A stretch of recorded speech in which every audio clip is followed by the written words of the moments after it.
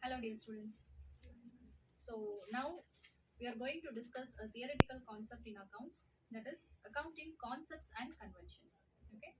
So first concept is business entity concept. So business entity concept, basically in business, in accounts, we have to think that business and owners are different, right?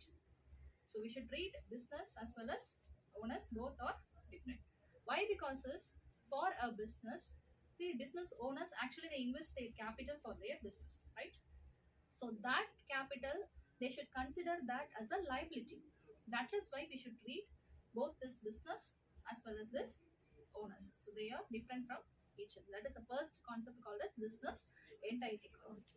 Next one is going concern concept. Concern is the firm, okay, company. Going concern concept. So what is this? See, whatever things which is what happening inside the business, inside the company has to survive. The company has to move on, right? So in this scenario, the company should not stop at any point because of there might be several reasons. So because of those reasons, the company cannot stop. Its growth cannot be stopped. That's why it's called as going concern concept. And next is third one is yes, money measurement concept. Money measurement concept. Yes, we are studying about finance. We are studying accounts. Obviously, every concept that we are dealing in terms of monetary aspects, right?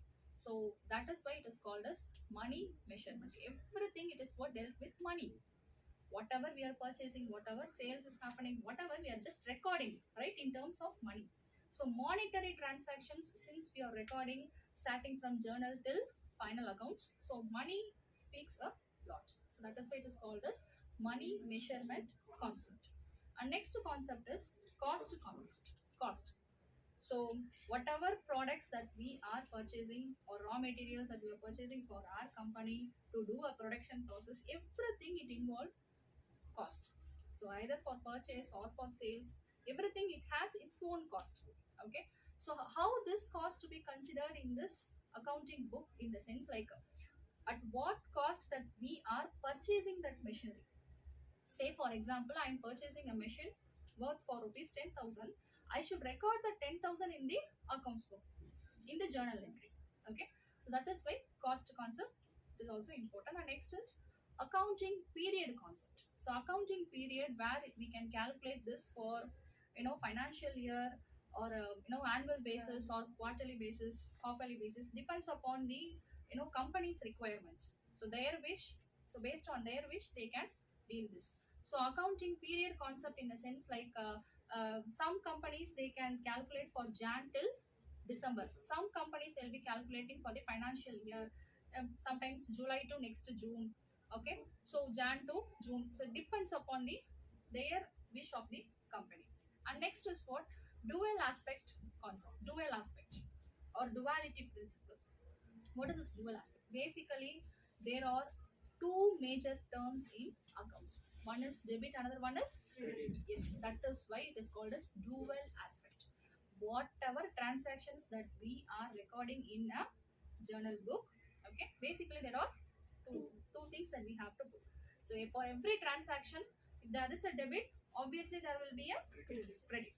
Okay. And next is what matching concept. So matching concept is in the sense like so that final amount it should tally, right? So we are just calculating. So say for example trial balance. So debit credit. That debit balance should match the credit balance. That expenses should match the incomes, right? So that assets should match the liabilities. In that way we should think. Okay. So that is why matching concept. And next is what realization concept. Realization in the sense, see, imagine that I am a supplier. There is a buyer for me, so I am just supplying my goods to the buyer.